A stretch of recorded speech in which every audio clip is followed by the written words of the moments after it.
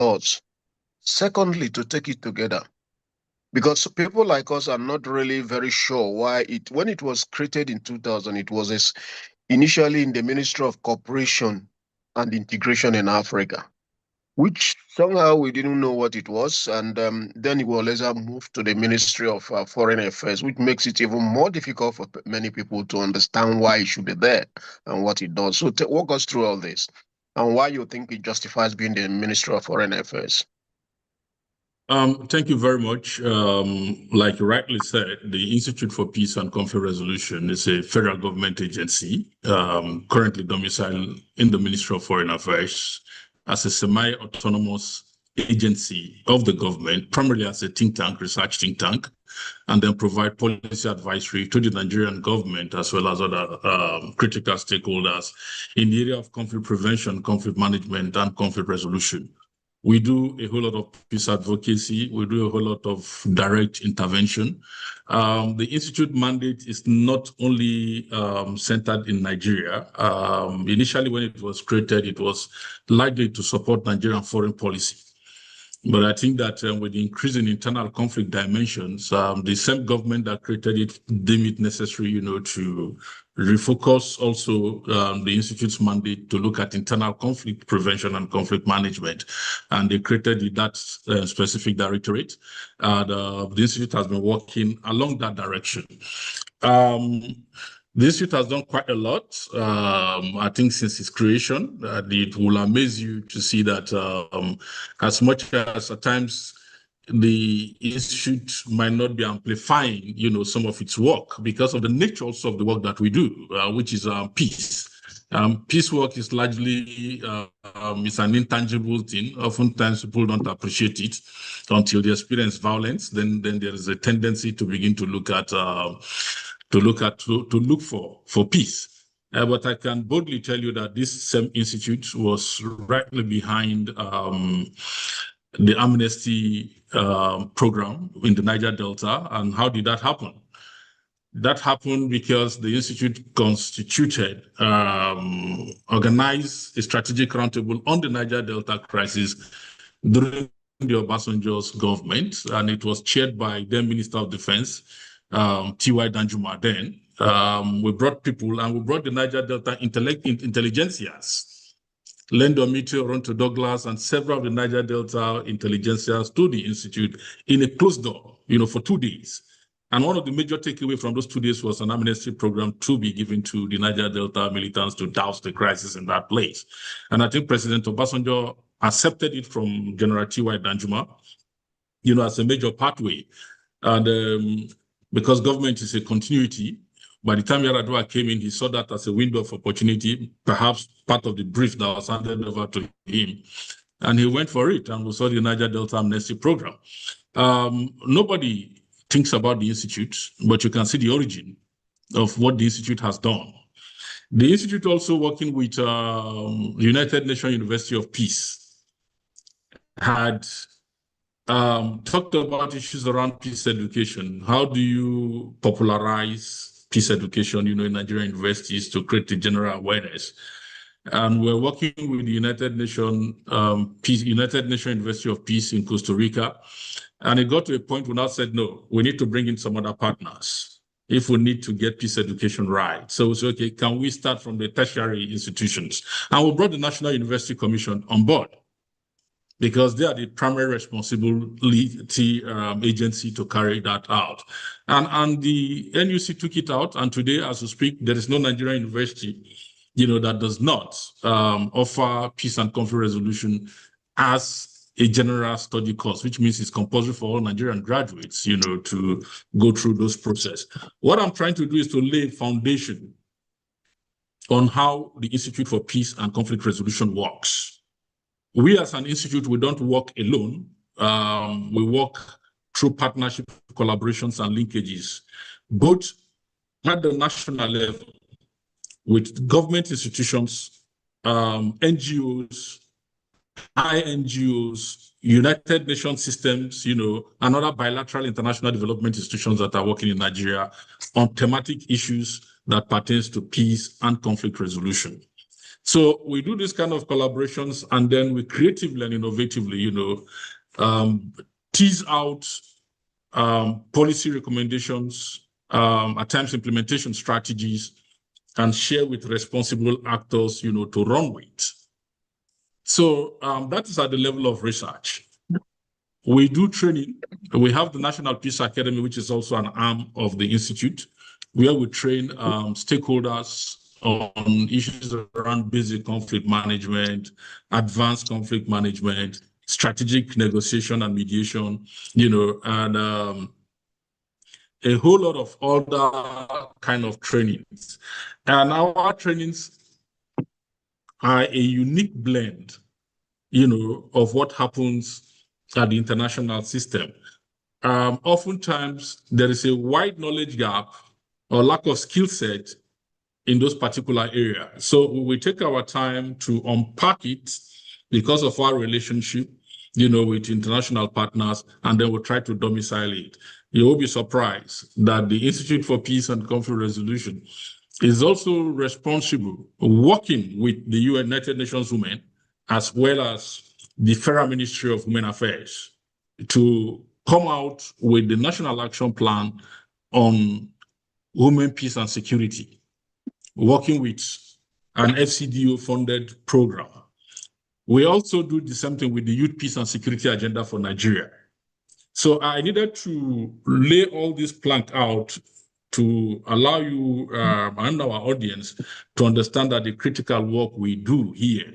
Just 2 weeks ago, we convened a meeting alongside one of our partners, Frederick Ebert Stephen, on multidimensional aspect of the national security challenges that is facing us.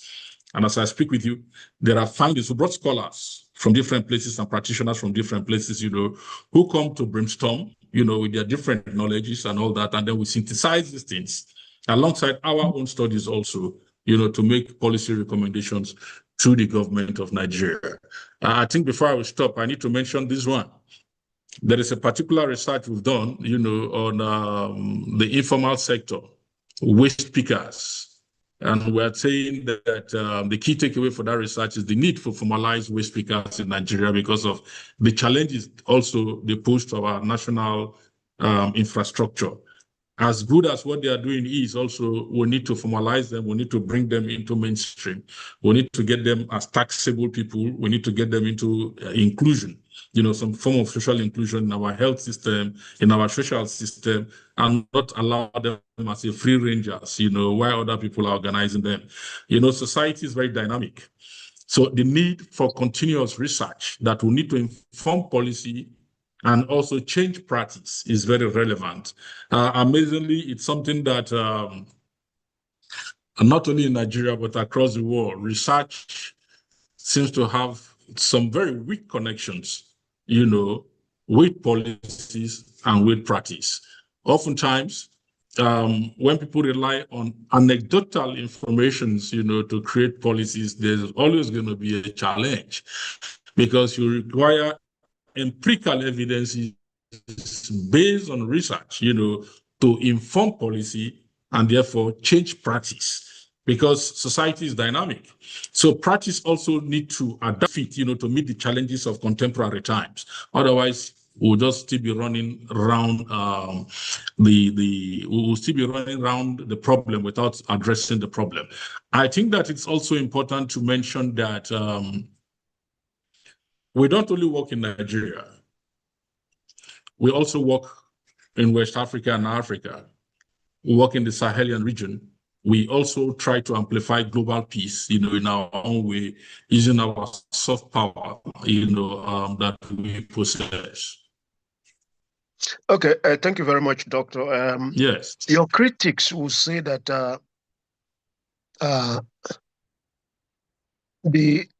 the remit of Institute for Peace and Conflict Resolution has been so much broadened that it's difficult to see its impact.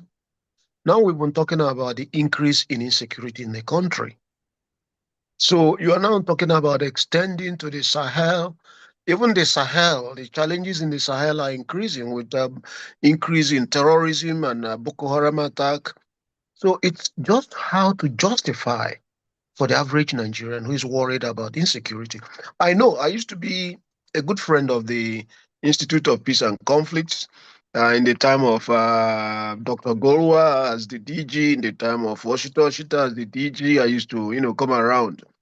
And I don't want to say a few things here on this team, but I know there were times you people didn't even have money to fuel your generator.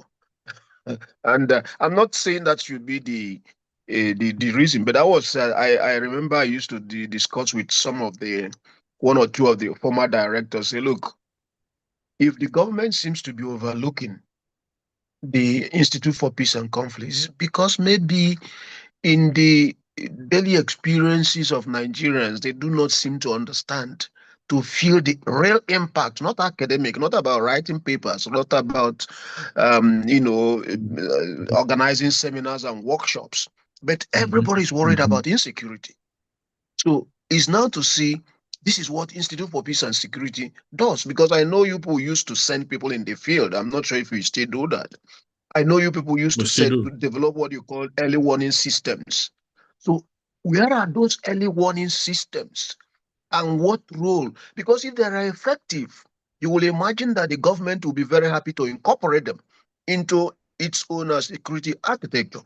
But one of the critics, for example, and I know, as I said, I was a friend of the institute, and I used to criticize them. Mm. The DG say, "Why are you domiciled in the Ministry of Foreign Affairs when it's about peace and internal security? Why are you even there?" And it was a lively argument. It used to be a lively agreement between me and Dr. Mhm. Golwa and between me and Oshita Oshita. So it's a way to convince the average Nigerians to fight for you. Because it's very easy for them to say, oh, it's about money. I remember one of the times of the DGs, as I said, I was a friend. And they used to say, oh, this person didn't have the international clout. Okay, if it was the time of or this man and this man, he brought in a lot of clout. And then there was a DG who was always on the TV. And then he would talk and talk. So what happened? We haven't seen significant change. You mentioned about the impact of the Institute for Peace and Conflict Resolution in the resolution of Niger Delta. I can tell you. Do you know when people write about the what ended militancy in Niger Delta? Nobody mentions Institute of Peace and Conflict Resolution. They mention Yaradua, they mention Jonathan Goodluck and other key actors, but never the Institute for Peace. Which means that if I were No, the Institute for Peace and Conflict Resolution, you've heard it today. yeah, yeah. So, so if I were the, as But I you've heard said, it I was today. I was a friend because I used to come Hmm. around there with Dr. Yeah. Golwa, with occasionally with when Oshita was there, and I used to know quite a number of the researchers there. And we have said, look, you need to reinvent the institute, reinvent it in such a way that when people talk about banditry and all those people things, you send people outside, you have data, concrete data from you that government will use on. Mhm. So what do you say to Yeah. this? And why No, will you no, even thank be you. in the Ministry No, of Foreign Affairs? no, thank you very much. It seems to have a lot of problem with us being in the Ministry of Foreign Affairs. But if you Yeah, heard I my do. description, yeah, I've mentioned that as much as we're under Foreign Affairs, we Mm, have no, we operate semi-autonomous. That is to say, yeah. our research and our research finding is not compromised, it's not diluted. Oh, I would like to refer you to our 2024 strategic conflict assessment that captures a whole lot of these data, that of course, all the partners, even international development partners, are subscribing to it and working with it. And I will also advise you go to our online www.ipcr.gov.ng, to yeah. see the quality of kind of work, that we do, and how also we're supporting some other African countries, to come up with similar kind of institutions that will provide research, Yeah. you know, policy advisory first and foremost, to the government. And then before you begin to talk of issues around direct interventions, come Okay. to talk of early warning, early response. Our findings over the last 20 years have shown that the problem so much has not been really that of early warning. the problem has been on the response side of the continuum. Because in early warning, early response, you have, it's like a continuum. You have the warning side, and then you have the response side. So increasingly, the response side have been very weak. So what has the Institute been doing in the last 4 years, in this area of early warning, early response? So we're earlier working with our partners who were providing that seed funding. USAID, I think after USAID went, we had a 6 months engagement, which I was directly involved. 6 month engagement with the Spring project, which is an FCDO funded project on our early warning, early response system. In our early warning, early response system, we discover, the Nigerian conflict management architecture. First and foremost, that it flows from the community level, to the local level, to the state, and then to the federal. And, if you look at Nigerian security architecture also, it flows almost from the federal, state, and then to the local level. And all the response agencies, particularly the frontline elements of the state's mechanism that uses force. Here we are talking about the police, the intelligence service, and other paramilitary services, like you rightly said, interior. Just see how we work with them too now. So they are all down the line up to the community level. So what our early response did was to see that perhaps there is a disconnect between these state security actors and local community groups. So we form what we call the community conflict response group, where we built their capacities. We did it in about 7 states, which you said. With the FCDO funding, we did it in 4 states, where we built capacities of community. And we trained well over 600 personnel and people, made up of state actors. In the state actors, you have the police, you have immigration, you have drug law, you have civil defense, and then you have traditional rulers, faith-based leaders, and then community-based organizations like civil society organizations operating local level, where we built their capacities on issues. First, early warning, how to identify incidents, how to manage some of the incidents that is within their threshold of conflict management, and how to report or escalate, to the local level. And because all these apparatuses of state security management are at the local level. They are at the local level, and how they can report that to the state level and escalate to the federal level. So in the Institute, we have an early warning, early response system, that interacts with all these systems at the local community level. The reason why we need to do that was, one, to debureaucratize, the response system. So once we get those response we'll send it to the national headquarters, where we have a group of national conflict early warning responders. These responders are from different agencies of the federal government, and then we escalate to them too, so that the bureaucracy at the local level does not in any way affect that at the center. Because at times, the reporting timeline from the local level, before it gets to the state, before it gets to the federal, can be a bit problematic. So ours, once it comes also, we send it there at the headquarters, to further help the authorities at the headquarters triangulate the information and know that perhaps this is what we need to act to fast. So we have well over close to 2,000 community early warning responders, volunteers who are volunteers, that provide snippets of information, to us as they are coming. Oftentimes in the literature also, early warning is always like intelligence. They are called alarmists. So policymakers also at times don't know the urgency, of those kind of reporting. So our own reportings are actually open source. They are the traditional intelligence operators, that operate. So we work with them closely to triangulate, the informations and get these things running. So I can tell you also in the issues of funding, you and I should understand one, the political economy of conflict management in Nigeria, as scholars and as social scientists, that in the conflict management system, there is oftentimes a political economy component of it, and how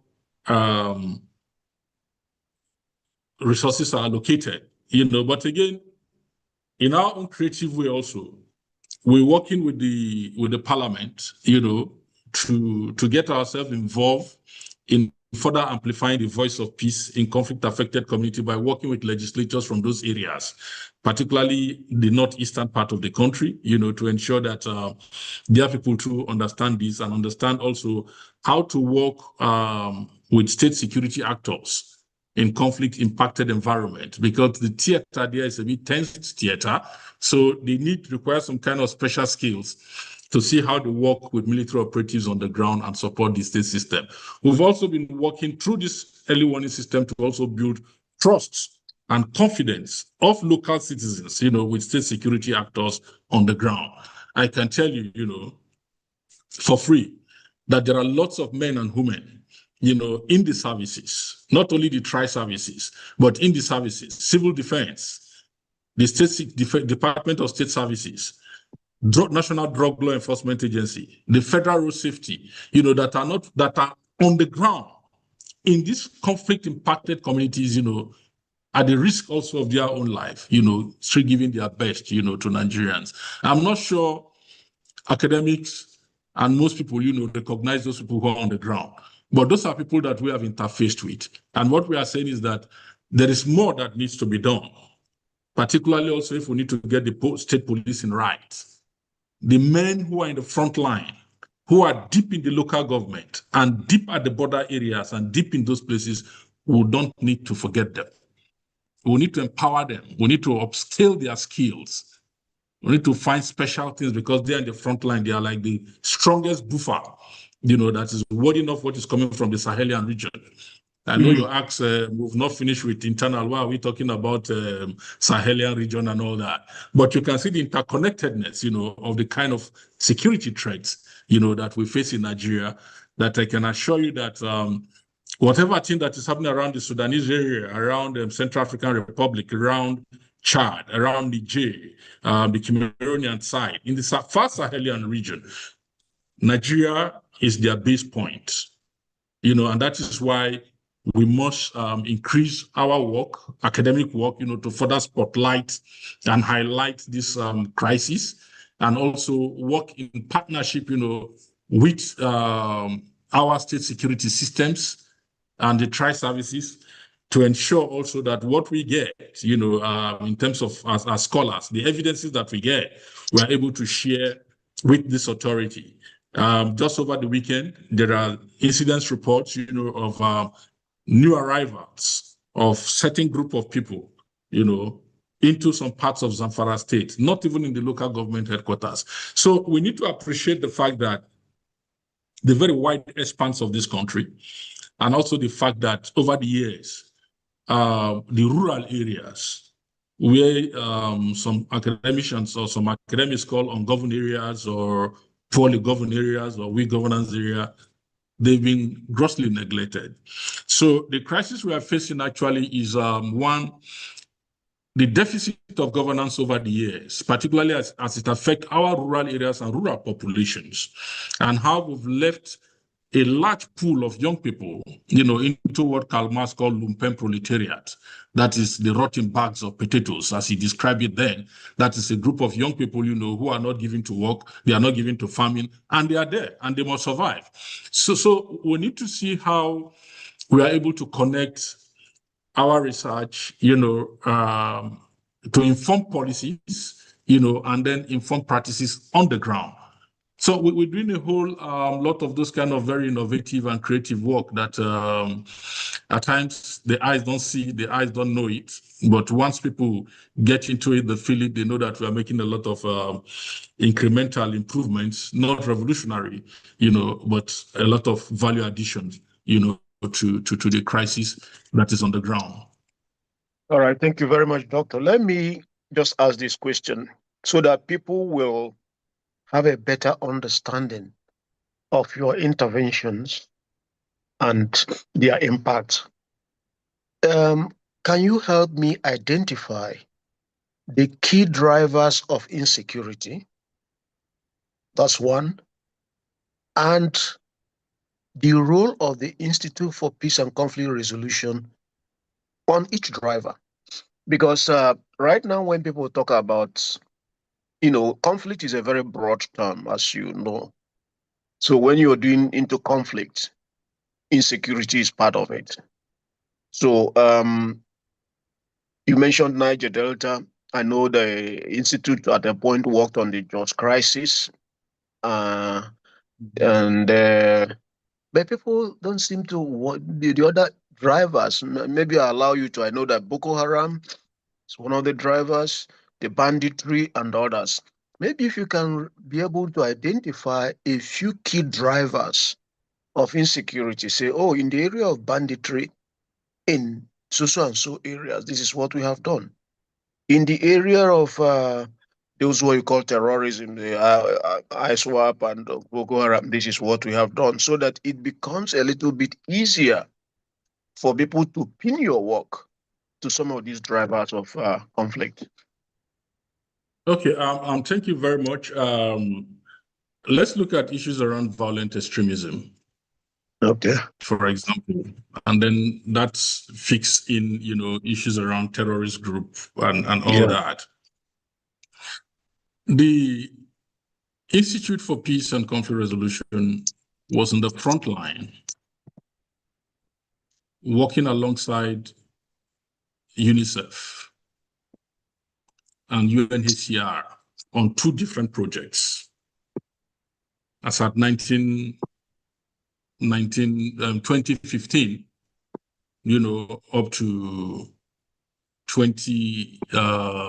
up to 2020, working on what we call, first we did the needs assessment. First, let me make it clear that we are not arms-bearing institution. So we're a knowledge, research-driven institution.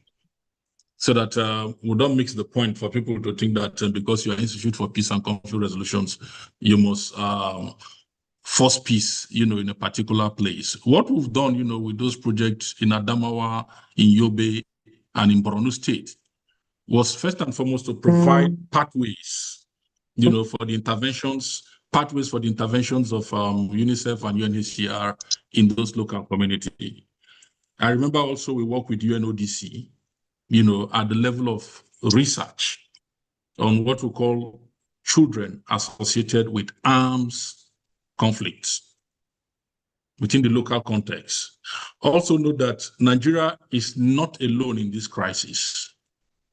So these issues around with global partners, it enables global partners to also do a comparative analysis of what exactly is happening in Nigeria and what is happening maybe in Afghanistan, in Iraq, in Pakistan, in some other conflicts, Sudan, in other conflict-impacted societies. And I must also thank the Nigerian military who are in the front line also, who, when we go for some of these assignments, provide us entry points. They are like gatekeepers. It's not really easy working in those places. So our work in those places has, to a very large extent, helped the humanitarian intervention, that and the activities, that these other institutions carry on, both the UN system, the INGOs, and the NGOs, they take out in that place there. We've trained community stakeholders also in those places on issues around forgiveness, reconciliation, and peacemaking, to enable them also return displaced persons, return back to their community and all that. I think the critical thing is one, the paucity of fund. And I think, like rightly relate, some of my predecessors have mentioned the issues of the paucity of funds. And I can make bold to also tell you that a lot of the very creative and innovative works that we actually do on the ground, on the field, are actually largely also with partners. Partners perhaps who understand some of these issues, and then put some seed fundings, to it. So on violent extremism, we also worked on issues around misinformation, disinformation, and malinformation, of the narrative, and how, of course, relevant government agencies and NGOs will need to change the narrative, that is out there, and try to build a national and social cohesion, for our system.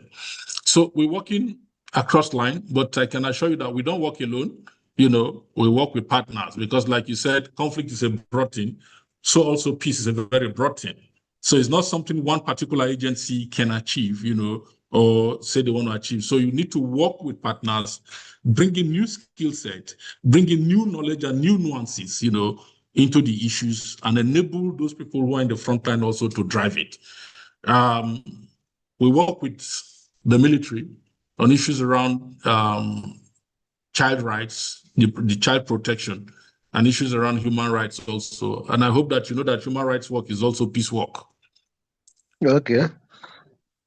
Did you agree Okay. with that? Or no, Yeah, I yeah, need yeah. your. So No, go human on. rights. I learn first. I so will, I will follow up with a question, please. yeah, great. So human rights work is also peace work. And like I tell people when I do certain work, first and foremost is to understand that the work we do as human beings, is actually peace work, particularly when you are working on your role. Either you're a medical doctor, you're a teacher, you're a military person, you're actually working for the peace of society. So we need to get that right first and foremost. What that translates is that if everybody does the kind of work that they need to do, and they do it judiciously and rightly, the scale of violence and what we see is most likely going to drop, in different part of the society. So everybody is a peace worker, first and foremost. It depends on how people carry out those in government, those out of government, they are all peace worker. So we can say, for example, that Mr. President is the number one peacemaker, for Nigeria. Okay. And then you cascade to the state, to the federal, and the respective institutions, that we have in the country. So we are Thank you. all actually peace worker. All right. Thank you, Doctor. I know we promised to take only 40 minutes, so I'm conscious of the time, so that I know you're a very busy person. Let me just say one thing about what you talk about human. You asked me as a question whether I knew that human rights is also part of peace work. Yeah. Yeah. But the problem now is that if you stretch the meaning, you have the Human Rights Commission in Nigeria. I hope you know that.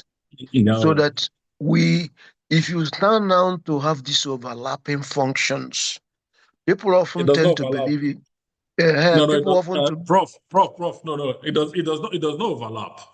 I'm And this coming. is this, Let me learn, doctor, so that you no, take it. I need to cut you so that you don't misconstrue the statement that I've made.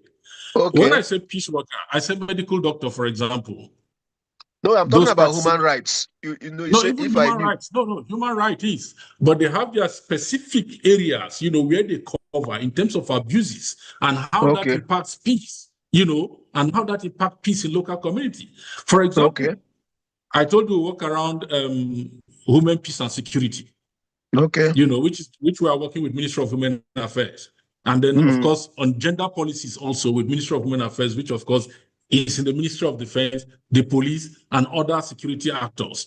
The Yeah. point is that there are specific components or specific incidences and activities of human beings, that will Mm. require specific agencies of the government to zero in on. Okay. So human rights is a very, very critical aspect, that can, if we Okay. get it right, contribute to the peace of the nation and the peace of the world.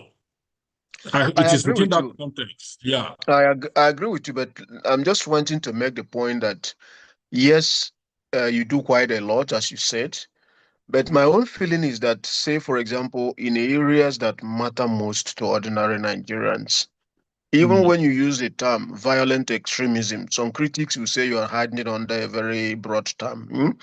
Nigerians will now want to say, yeah, these Boko Haram people, have you sent people in the field to Sambisa? to study them, understudy them. For example, I'm coming. Prof, This no, banditry we are we, hearing. Prof, we outsource the I'm research coming, to doctor. you. Let me learn. This banditry we are hearing about in Zamfara and other places. Have you sent people to understand it, understand their psychology, and then be able to write, not just to make, so that you pass on this information to the relevant policymakers, and then one of the human rights. There are so many human rights campaigners, the late Ganifa Oimi, the Femi Falana, so many of them, Felix Tiskonamo, a very dark man. All the things they are doing are human rights, and they are much more in the consciousness of the people. So the Mm, people expectation then is that the institute as a very one of the first to be created in 2000 by Obasanjo. Just like if you look at the EFCC and the sorry, if you hello, mm. Hello, hello. yeah, I'm hearing you. I'm Oh, hearing you.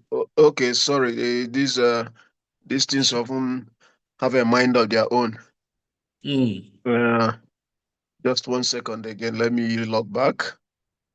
So people are Yeah, saying if you look at the institute, EFCC EFCP, and the other one, ICPC. Mhm. ICPC, at a point people couldn't make a difference, and then under Nuhu Ribadu, EFCC now was beginning to redefine itself as externally oriented initially, and then it began more currency, and then ICPC had to play the catch up. So people were then expecting in that way, when you create some of those agencies by the nature of their work, even when you set up a business 5 years down the line, you find out that your focus may be a little different from what you originally intended. So in that way, when I don't have now to come and say, okay, I do a little bit of human rights, but there will be the core of what people know me. And then I will say, what is the contemporary challenge facing the country? I will avoid the one extreme violent extremism, which is a technical academic concept. Sometimes we use it to hide so many things. I just go But you know what it so is? that people don't ask you, so that they don't avoid the question of saying, how do you conduct your field work? Did you go to Sambisa? Have you found the repentant, those people they call the repentant terrorists, to interview them and be Mhm. able to profile them and then use those your academic knowledge to say to the peacemakers, especially in this context where people are talking about repentant terrorists and many people don't seem to understand it, that you can't kill up everybody. So you would then be able to provide knowledge in this kind of conversation, say this is what to do and this is what we should do to avoid recidivism. That is those who were forgiven going back to Mhm. their former crime. Mhm. That's what I'm thinking. I Mhm. think we should be thinking in Yeah. terms of your piece. No, no, thank you very much. I think when I mentioned earlier, you heard me talked about our work with UNODC on Mm. children associated with armed conflict. Yeah. There is no way you can sit in Abuja and do that kind of research. Okay. Yes, and I want to thank the current Minister of Defense, General C.J. Musa, who was theater commander in Medugri then, for Mm. providing us access to those people.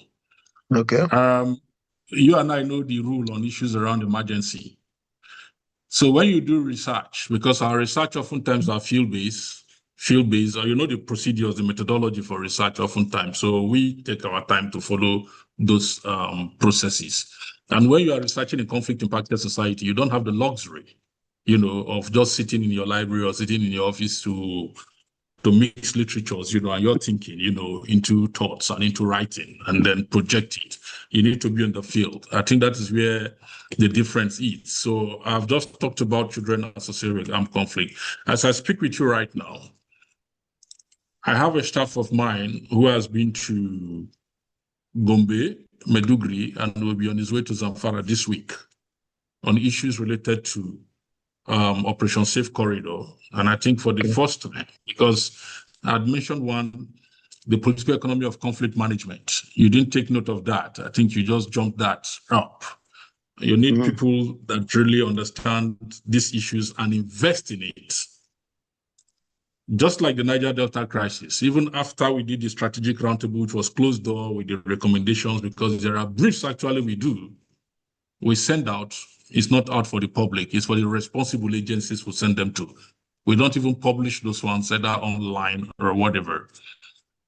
Like the Niger Delta, for example, why we say amnesty, the essence of amnesty was to craft peace. It was not to contract peace. There are two different things. Contracting of peace and the crafting of peace, the building of peace. And what we see happening across some of the sector is the contracting of peace, which is very ad hoc and is not durable or sustainable. You also need to understand also the marginalization of knowledge in developing society, and Nigeria is not excluded. There are recommendations of research, you sent out there and it's just there. One bureaucracy or the other, either suffocates it and then finally get that. So there is always challenges. But for me, I'm not really interested about the challenges, but about the way forward, and what we need to do.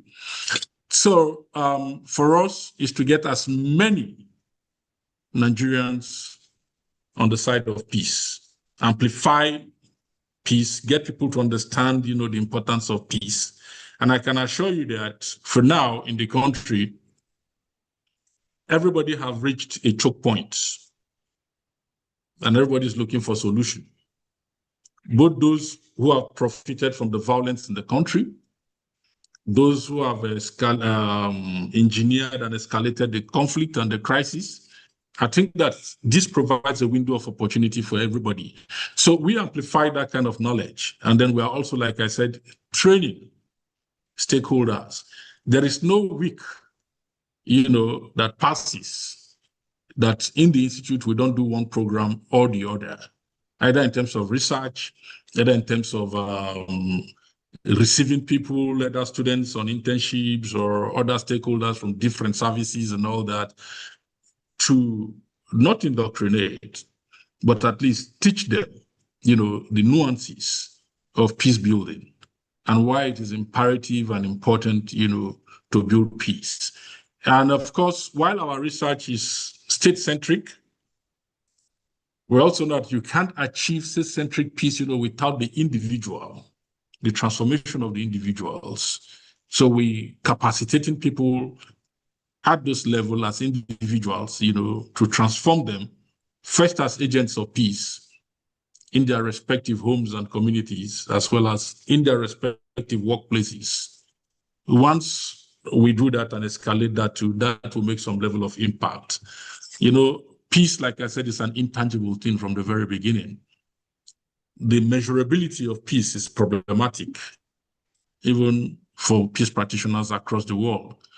But what we try to do is to continue to push the frontiers of peace building and peace. Because even in the entire international system, peace is oftentimes marginalized. There is a priority, for the use of violence over and above even the use of diplomacy, which is an aspect of peacemaking. And I also hope that, in terms of nation building, there is a very sharp contrast and difference between war studies and peace studies. Most state actors, even individuals at interpersonal relations, have oftentimes prioritized the use of force, either to suppress, repress, and marginalize whether individuals or nation states, than the use of more peaceful approach in terms of negotiation, mediation, inclusion, peace building, those soft sides, that make life much more better for humanity and for society. So those are some of the critical aspects, that we need, to continue to push those frontiers. When you talk of issues around sustainable development, you can see that largely the use of force is not in any of those 16 goals. But again, those are the things that are needed, to build a better society, a better African region and all that. And we can only do that through governance and good governance, for that matter. All right, thank you very much, Doctor. Just to round up now, I just have only one more question, and then so your last thought on that. First, the whole conversation of what people call repentant terrorists. I know in other countries you have the Green Tree Agreement and concerns about recidivism and the rest of them. How will you address the concerns of many Nigerians? Because I know I personally had, I think I did some work for this for Brookings or something, one of the or Conversations Africa.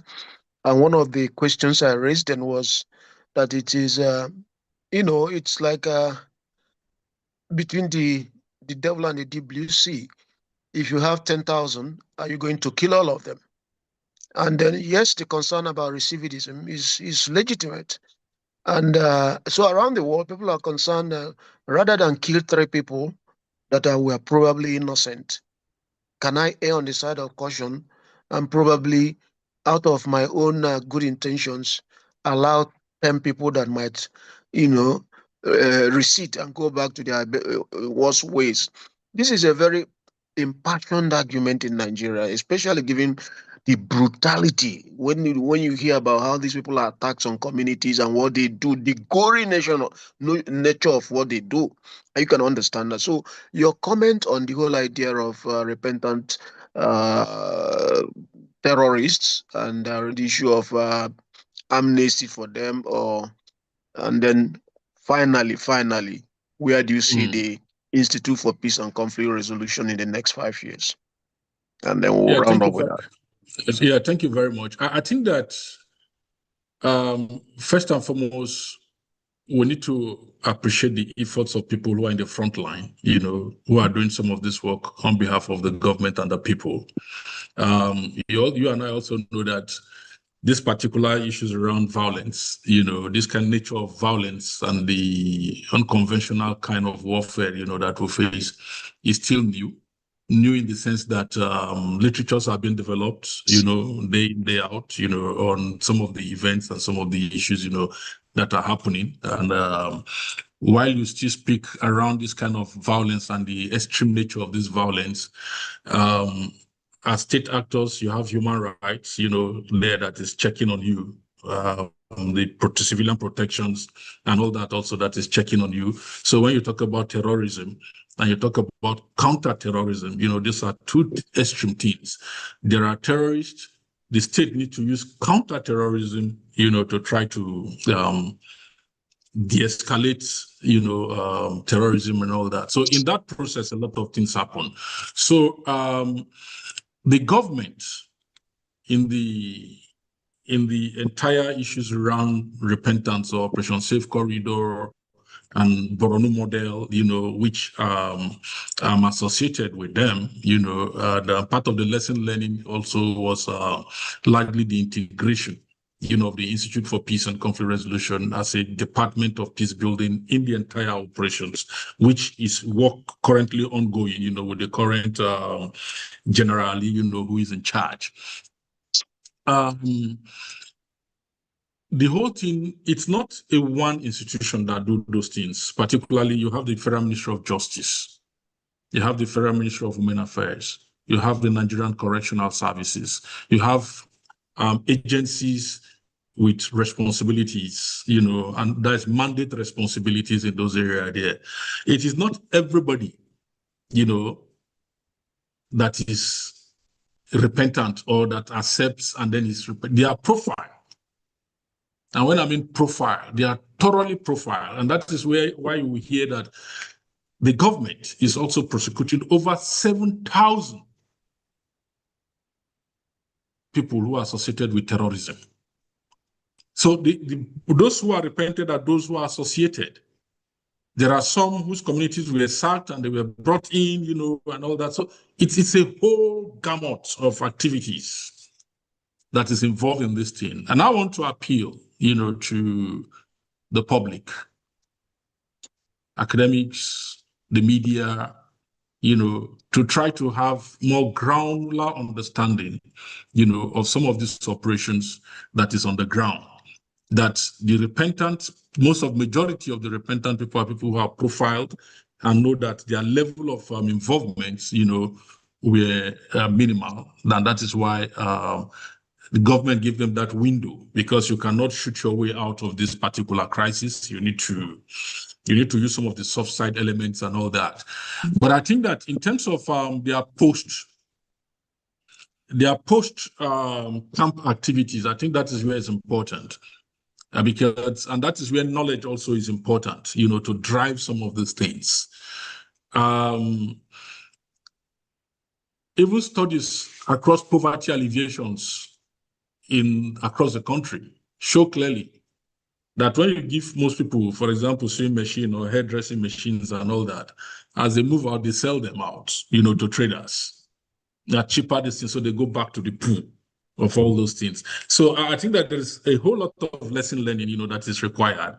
There is also a whole lot of funding also that is required when you are dealing on this soft component of it. So as you are looking at it militarily, you have to also look at the non-military component, in terms of how you balance these very tricky situations, that we are facing.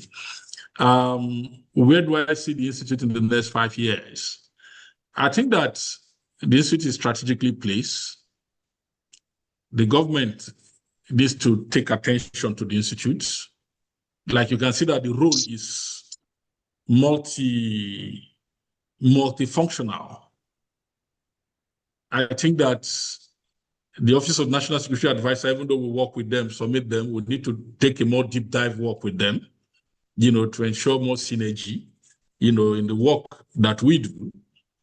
Externally also, the Ministry of Foreign Affairs also, need to prioritize knowledge, to enable drive foreign policy. You have the NIA there, you have the Institute in the area of peace and conflict across Africa.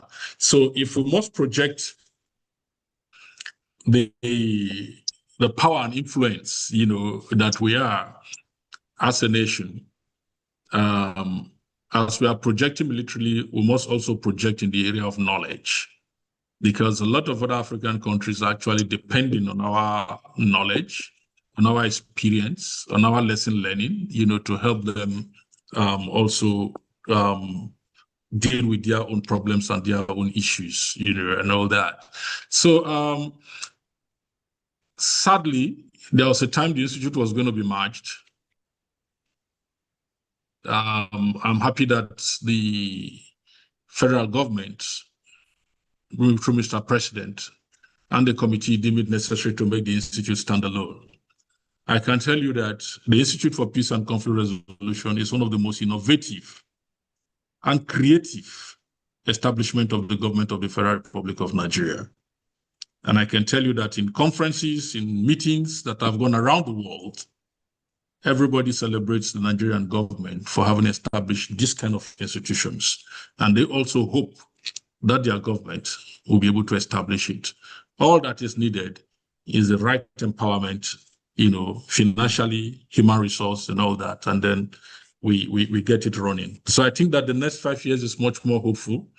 And we pray, and hope that our work contributes enormously to de-escalating the violence that is in the place as we continue to support the military with our knowledge level and all that. There are a lot of works, that is going on that I won't be saying some of them, because some of them are actually classified and restricted informations that our knowledge, supports some of these services or some of these agencies of government. And I'm super happy, leading in this process for now. All right, Dr. Ojogu, thank you very, very much. You've been very generous with your time. We promised you 40 minutes, and then we managed to get 15 minutes jara, as we say in Nigeria. Thank you very much for being with us. We'll send you the report as they do it. And thanks very, very much for your perspectives. No, thanks so much, Professor Adibe, for the work that you do. The work scholars do are only oftentimes known among scholars. I'm happy you did the Brookings work. I wanted to ask you whether you went to Medugri and you went to the camps, No, I'm waiting for... anytime you go to those places, you broke. And I mean, you get broken. I think one of the last trip I made, I got broken almost 3 times. But as a team lead, I need to stand my ground and maintain emotional balance, to carry on. So we must sincerely, commend our men in the military, men in the secret service, and all that, because only together we can de-escalate this thing here. And we must also be an objective amplifier of the peace component of what we are facing in this country, and not to add, either by our words, our actions, to create division. Because what has happened over the years is also that the criminals have become much more smarter. They've used our identity fault lines, to further reinforce the divisions. Mm. And once you have that in any society, conflict management becomes a bit weak or imperial.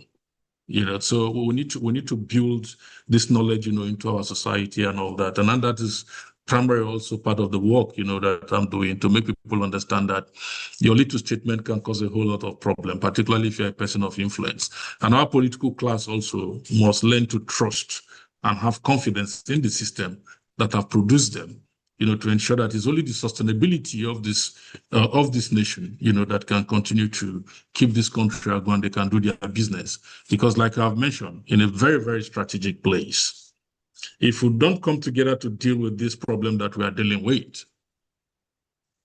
over the years, if these rogue actors, these elements of people who are creating this level of violence in our society, we might not have anything to practice, either Christian religion or Islamic religion, the way we want it, because it's a contestation of ideas. Not really what Huntington called the clash of civilization, because we are dealing with medieval elements trying to derail our civilization and modernization process and running. So we need to, put all hands on deck, support the person who is in power to project what we need to project to end it. You can see that this violence is taking now a longer time. So if we don't do what we need to do, we might enter into a problem. Our case is different from Colombia. Colombia is about 53 years of crisis. Ours is just still there. So we don't need to get that long, to de-escalate and rebuild our society much more better. So I thank you, Prof, for the work that you do. Thank you very much. I appreciate.